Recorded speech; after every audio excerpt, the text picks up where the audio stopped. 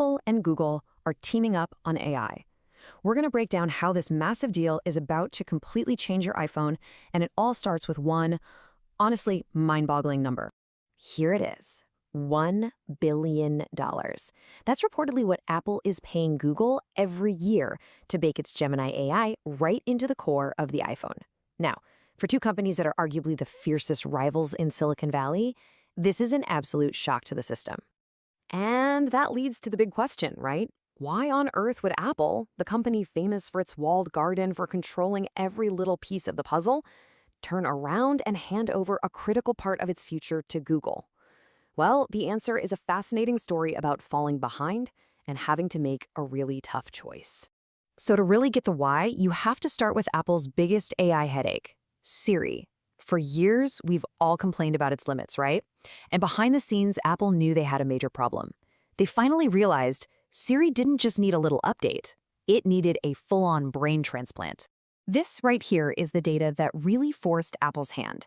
Their internal numbers showed that Siri was failing complex questions a staggering 33% of the time.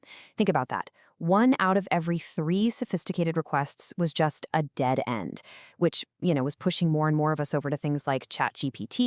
Let's just be real about it. Apple fell behind, way behind. While its competitors were busy building these enormous AI models with over 1 trillion parameters, Apple's best model was stuck at around 150 billion. They were completely outgunned, and they knew there was no way they could close that gap on their own, at least not fast enough. So what do? Well, Apple kicked off this super secret mission codenamed Project Glenwood. It was basically a high-stakes talent show to find a new brain for Siri, and pretty much every major player in the AI world was lining up to audition. So Apple checked out the 3 biggest players.